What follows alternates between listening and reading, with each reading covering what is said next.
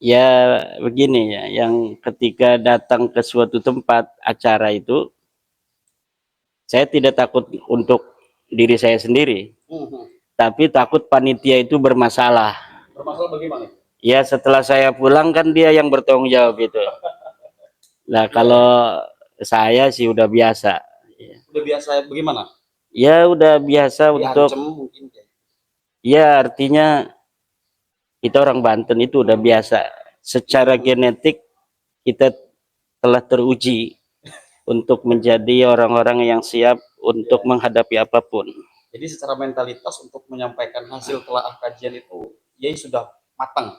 Ya, karena apa? Belanda aja zaman dulu itu bagi orang Banten itu dianggapnya kecil, padahal mereka punya meriam. Iya, iya. Apalagi sekarang mereka yang nggak punya pistol-pistol acan begitu. Baik ya, sebelum dilanjut saya boleh minum kopi dulu ya. Enggak, enggak. Nah, teman-teman, ini di samping ada buku dengan judul Ulama Nusantara Menggugat Nasab Palsu. Ini tertulis di atas Kiai Haji Imaduddin Usman Al-Bantani. Jawaban Kiai Haji Imaduddin Usman Al-Bantani terhadap buku Hanif Alatos dan kawan-kawan. Ini buku yang sangat tebal dan tentu belum saya baca. Tetapi mungkin Kiai bisa memberikan penjelasan mengenai buku ini terlebih dahulu. Ya, Monggo untuk dijelaskan.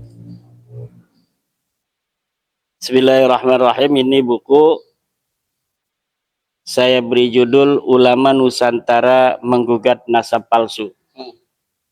Ini buku ini adalah buku jawaban dari buku yang dikeluarkan oleh Rabita Alawiyah, yang ditulis oleh Hanif Alatas dan kawan-kawan, yang berjudul Keabsahan Nasab Balawi dan membongkar penyimpangan pembatalnya. Kenapa saya namakan buku ini Ulama Nusantara Menggugat Nasab Palsu? Karena memang dalam narasi hukum, menggugat itu adalah ketika sudah ada parti, artinya ada penggugat, ada yang digugat. Ya, betul. Penggugatnya adalah saya sendiri, yang digugat adalah Rizik Syihab, Lutfi bin Yahya, Topik Segap, Bahar Semit, wa akhwatiha. mungkin masih ada yang salah persepsi gitu, karena saya melihat di media ya itu masih ada yang mengatakan Habib palsu, nah gitu-gitu. Padahal kan memang kayak itu memang menggugat nasab Habib. Ya, iya, karena memang selama ini kita telah salah di dalam membuat sebuah istilah. Bukan salah, tetapi sengaja dibuat salah oleh mereka yang selama ini menjajakan dan mengiklankan nasab mereka sebagai keturunan Nabi dan memiliki panggilan khusus namanya Habib. Nah, dari situ maka kemudian terbentuk di dalam alam bawah sadar umat Islam Indonesia dan umumnya bangsa Indonesia bahwa yang dinamakan turun Nabi itu adalah Habib. Sehingga sekarang ini ada kesalahan interpretasi tentang atau definisi daripada Habib itu, bahwa Habib itu adalah keturunan Nabi, dan seseorang yang keturunan Nabi dari klan apapun disebut Habib, padahal tidak seperti itu. Di dalam tradisi keagamaan, saya katakan tradisi keagamaan karena ini istidlal dari nasnya tidak ada, bahwa keturunan Nabi dalam sejarah keagamaan dan tradisi keagamaan kita adalah disebut Sayyid dan Syarif. Turunan Nabi dari zaman dulu itu disebutnya Sayyid dan Syarif.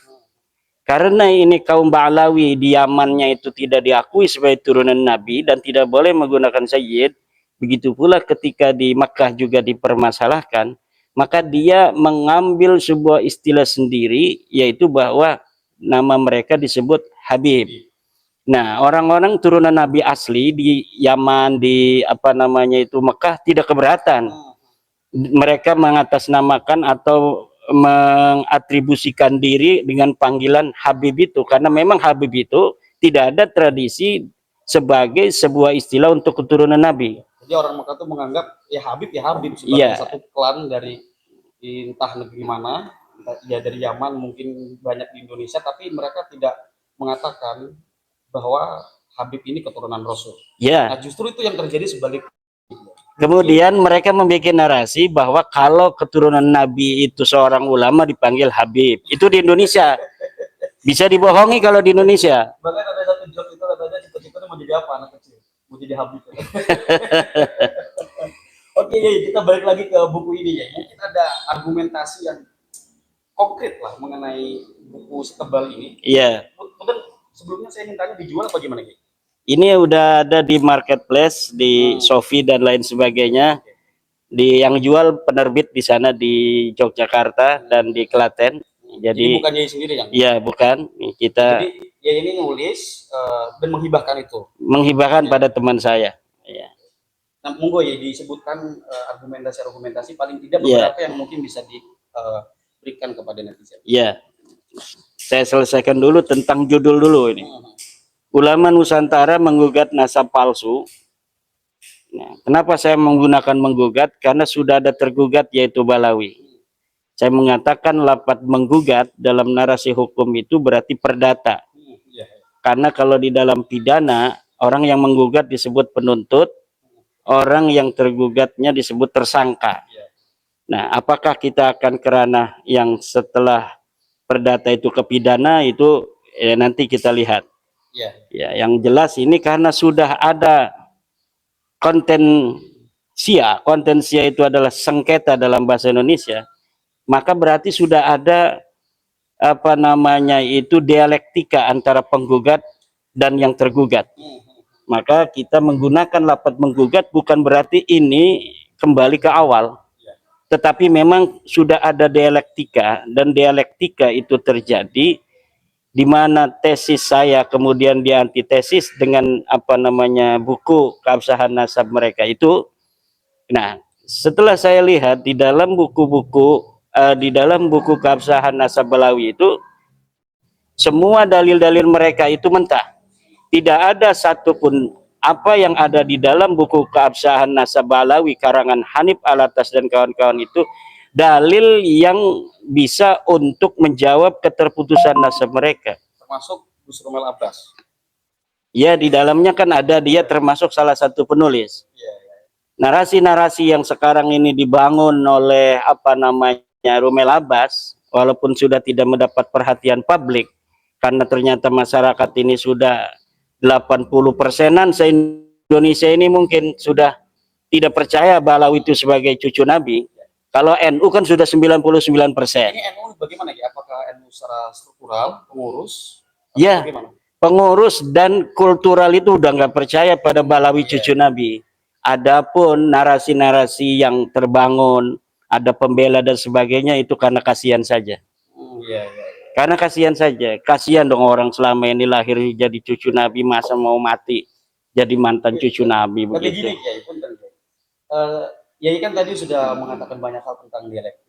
Ini sebetulnya Kiai ini karena mungkin netizen masih menganggap Ki Imad Al-Kamuri debat di sini nggak datang, diundang di sini nggak datang nih. Mungkin Kiai bisa memberi penjelasan bahwa Kiai itu sebetulnya mau berdiskusi, mau Kiai. Ya, saya udah nantang berkali-kali.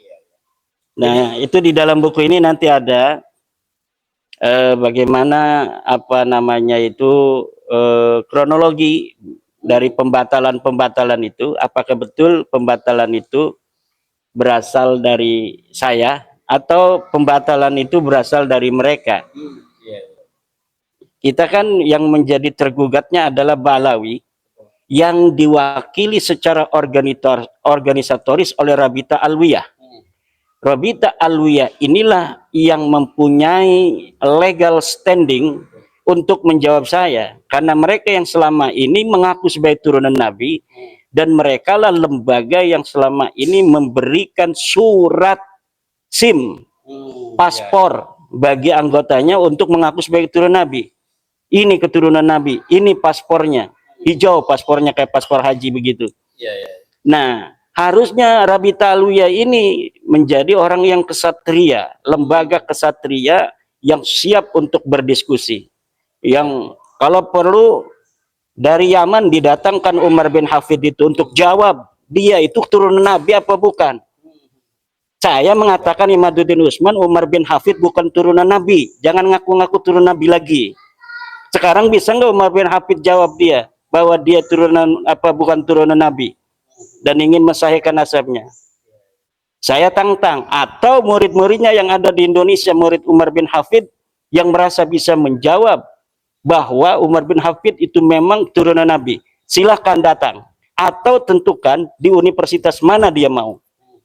Kalau saya dulu pernah melihat Yai itu di kanal siapa saya lupa, bahwa Yai siap berdiskusi bahkan 1 melawan 20 asalkan dilakukan di universitas. Iya, Artinya itu harus dilakukan secara akademik ya. ya, secara akademik. Kenapa? Kalau akademik itu ada jurinya. Profesor-profesor ahli sejarah, profesor ahli penelitian itu nanti akan memahami logika penelitian, bahwa harus dimulai dari prosedur dan mekanisme A sampai Z. Nah, yang sekarang ada kan hanya framing-framing bahwa nasabnya sahih. Mana bukti sahihnya? Ndak ada.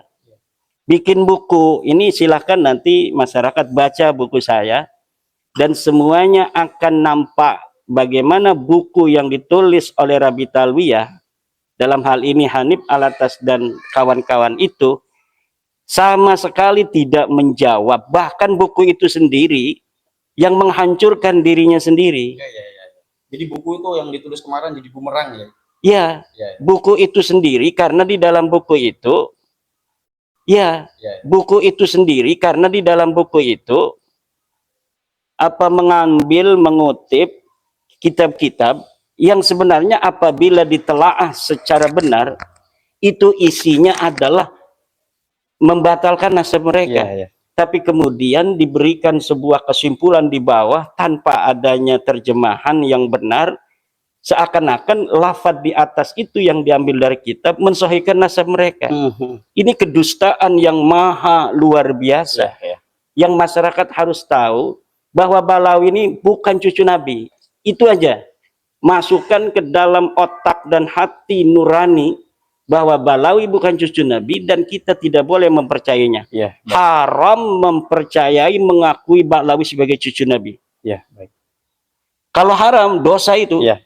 Kalau gini Kiai, Ba'alwi bukan, ya ini sebagai peneliti dan penggugat bahwa Ba'alwi bukan keturunan Rasul. Ada tidak Yai merasa memaksa orang untuk mempercayai Yai sebagai peneliti? Ada dong. Ada ya, harus dikatakan bahwa mereka bukan cucu Rasul. Ada. Kenapa ada? Karena memang dalilnya nggak seimbang. Nah, kalau yang kita tidak boleh memaksa, dalam arti dalam tanda kutip memaksa itu dalam tanda kutip, kebenaran aja seperti Islam itulah ikraha fiddin.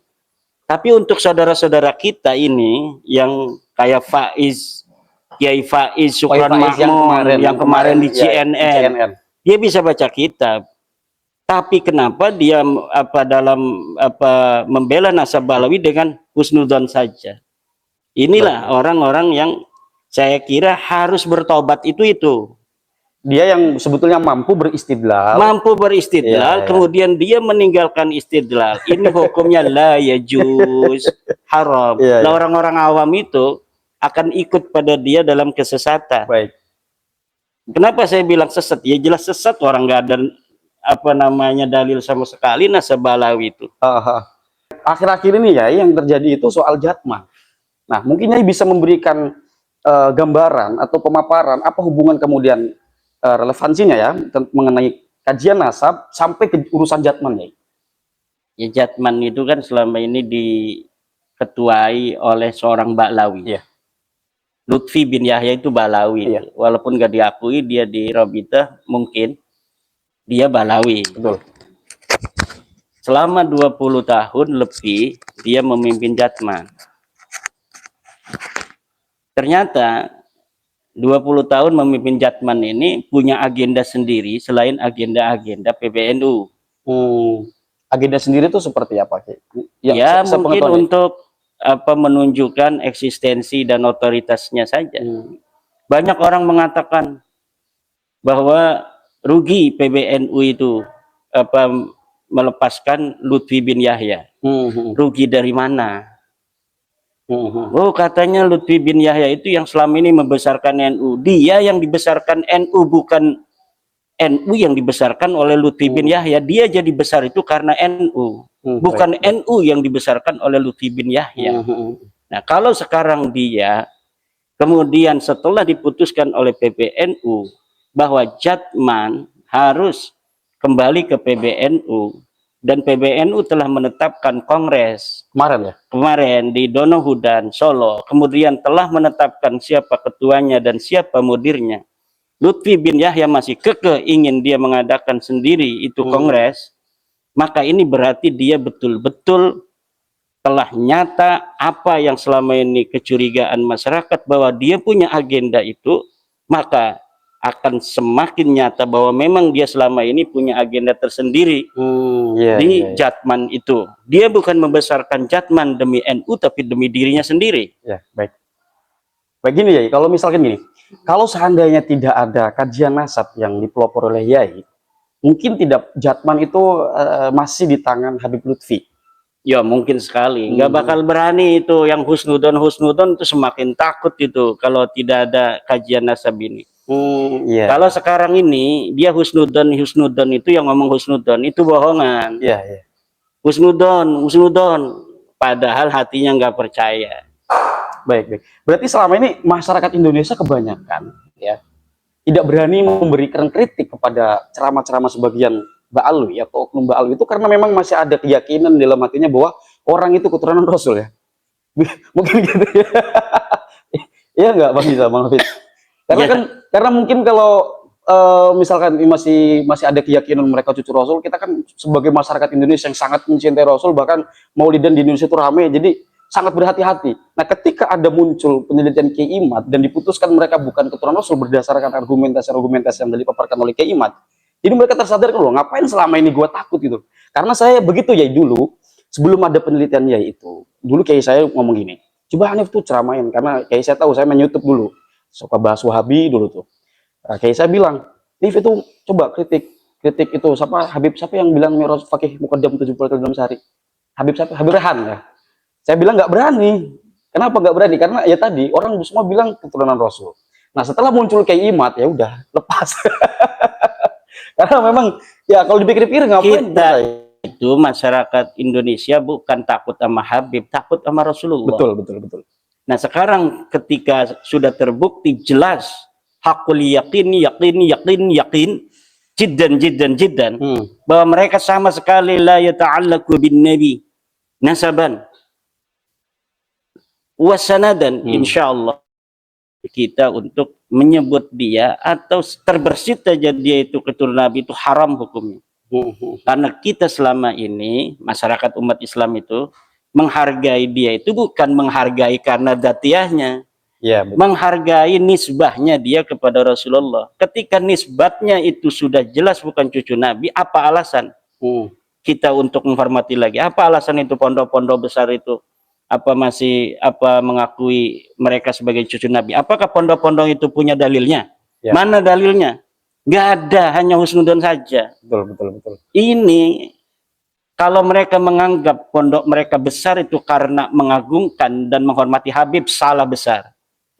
Niat mereka selama ini menghargai habaib itu karena ada nisbah bahwa mereka ini bisa jadi cucu Rasulullah, itu bisa jadi barokah. Tapi ketika telah jelas bahwa mereka bukan cucu Nabi dan mereka masih mengakuinya, itu bukan barokah. Bisa jadi itu keterbalikan 180 derajat. Hati-hati itu. Dulu mungkin naik keberkahan karena mencintai Rasul. Sekarang menyakiti Rasul kalau menganggap Habib itu adalah sebagai turun Nabi. Baik ya, di tahun 98 sebelum tahun itu ya, sebelum reformasi, eksistensi Habib seperti ini tidak ya? Kalau dulu waktu saya kecil itu saya tidak pernah mendengar istilah Habib di tempat saya ya. Saya mendengar istilah Habib itu ketika mendengar Bahar Smith ceramah di area kawasan industri. Waktu itu saya masih SMP ya. Nah, waktu itu mereka kan dulu hanya jual-jual minyak, jual-jual bohor, jual-jual kaligrafi ke kampung-kampung kan. Jadi tidak ada narasi-narasi di publik, narasi di mimbar-mimbar Rasulullah. Sekarang kan tukang-tukang obat, tukang-tukang minyak pindah ke mimbarnya Rasulullah. Ini yang jadi masalah. Iya, iya. Orang yang biasa jual obat sekarang kok ada di mimbar Rasul. Jadi Betul. dia seakan-akan masih ingatnya jual obat. Hmm. Walaupun dirinya tidak jual obat, dia tidak jual minyak, tapi mungkin karena keturunannya itu masih ada sifat-sifat genetiknya itu seperti itu, sehingga mimbar-mimbar kita, mimbar Rasulullah, mimbar dakwah diisi oleh tukang-tukang obat itu dengan kalimat-kalimat kasar, dengan caci maki kepada presiden, caci maki pada ulama, caci maki kepada NU, caci maki kepada Yai Aqil Siraj, caci maki kepada apa keputusan-keputusan PBNU. Sekarang mereka nggak berani karena keputusan PBNU mencaci maki. Sama Kiai Yahya Khalil Stakuf mencaci maki nggak bakal berani. Iya. Kenapa nggak bakal berani? Mereka ingin PBNU melindungi mereka. Kalau sudah melindungi, percaya lagi pada mereka cucu Nabi, baru dihajar lagi, diinjak lagi. Iya, iya, iya. Kata Hanif Alatas, jangan mau diadu domba antara Habaib dan Kiai. Siapa yang mengadu domba? Kalau mereka menganggap kiai-kiai itu sebagai orang yang telah tidak percaya kepada mereka bahwa mereka cucu Nabi, itu mereka menganggap itu berarti kiai tidak bersatu dengan Habib. Betul. Jadi arti persatuan bagi Hanif Alatas adalah antara Habib dan kiai, yaitu kiai harus mengakui mereka sebagai cucu Nabi. Dan ini yang tidak boleh diteruskan karena mereka sudah nyata bukan keluarga Nabi, bukan cucu Nabi, bukan ahli bait Nabi. Apa hubungannya dia dengan Nabi? Mana buktinya? Tidak ada. Haplogrupnya kemana-mana. Haplogrupnya orang-orang Arab itu J1, haplogrupnya dia itu adalah G. Haplogrup orang Arab itu ada di Semenanjung Arabia. Itu sudah jelas. Kalau G itu orang sana tuh di Gunung Kaukasus tuh. Orang Uzbekistan, orang Turki, orang Kurdi di situ. Jangan ngaku-ngaku cucu Nabi, malu. Haplogrupnya G ngaku-ngaku cucu Nabi begitu. Iya, iya. Saya melihat dua hal yang menarik sih. Dari kajian Kiaimat mengatakan bahwa Alwi bukan keturunan Rasul. Kemudian ketika uji DNA ternyata haplogrupnya G. Walaupun kata Gus Rumal Abbas itu hanya beberapa sampel saja, nggak 100 sekian. Itu menurut Kiai gimana? Tapi walaupun kemarin tuh ada di Padusuka TV Habib siapa itu? Habib siapa Kiai itu? Habib Agus ya, yang haplogrupnya G juga tuh. Jadi mungkin nggak ada Habib ini berani tes DNA. Ya kalau mereka berani tes DNA, nanti kita akan petakan. Ayo Rizik Syihab tes DNA, apa hasilnya? Oh G, minggir. Lutfi Yahya ayo tes DNA, G, minggir. Rumel, ayo tes DNA, Habib Rumel, R, pinggir lu sana. R ikut-ikutan sini. Rumel Habib R dia. Oh, udah tahu. Udah tahu dari pengakuan dia. Oh iya, iya, iya. Ayo, ini Tengku Kori L, sana dulu. Oh ini apa? A, sana Nabi Adam berarti tuh. Ya begitu aja. Nanti kalau ada misalnya Bahar Smith hasilnya J1, sini dulu kita teliti nasabnya. Betul. Kalau sudah tes DNA-nya J1 Bahar Smith, kita baru teliti susunan nasabnya berdasarkan ilmu nasab dan ilmu sejarah. Kalau awalnya sudah G begitu, udah nggak usah dibahas-bahas lagi. Nggak bakal itu bisa untuk menghindar dari teknologi, menghindar dari peradaban modern zaman sekarang ini. Iya. Begini ya. Saya mau tarik kepada hal yang paling dasar dulu nih ya. Ada pertanyaan-pertanyaan lagi nanti ya. Tapi sebelum saya lanjut, saya ingin kesini dulu ya. Ini kan IAI cuma menggugat nasab mereka itu nggak kesambung kepada Rasulullah ya, nggak tersambung kepada Rasulullah melalui argumentasi-argumentasi yang telah IAI kaji. Persoalannya kenapa orang harus marah Kiai? Kan cuma dibilang lu bukan cucu Rasul, urusan lu boleh ceramah atau enggak kan keilmuan kamu, bukan nasab kamu Kiai. Nah berarti saya melihat ketika ada nasab digugat bahwa mereka diputuskan bukan keturunan Rasul berdasarkan argumentasi tapi ngamuk-ngamuk, di sini ada problem berarti Kiai. Ada niat jelek dari pengakuannya itu. Iya. Ada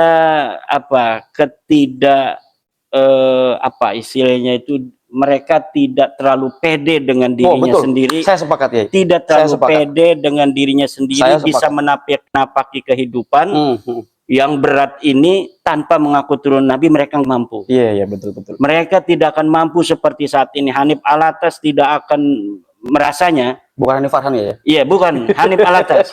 Hanif Alatas merasa dia tanpa mengukat cucu Nabi. Betul. Rizik Syihab merasa dirinya tidak akan jadi ketua FPI lagi, dihormati, dilulukan tanpa mengaku cucu Nabi. Lutfi bin Yahya merasa bahwa kalau sudah diputuskan oleh negara atau oleh institusi manapun bahwa mereka bukan cucu Nabi, dia menganggap tidak pede bahwa dia akan bisa untuk mencapai derajat-derajat yang telah mereka capai hari ini. Dari ketidakpedean mereka, itu mereka marah. Betul. Ketika mereka terbukti bukan cucu Nabi, Lutfi bin Yahya marah, Rizik Syihab marah, Hanif Alatas marah. Saya katakan, Jokowi jadi presiden tidak mengaku cucu Nabi. Dia bisa jadi presiden, bisa jadi hidup mulia. Prabowo Subianto, dia jadi presiden tidak mengaku cucu Nabi, bisa toh. Kenapa Balawi nggak bisa?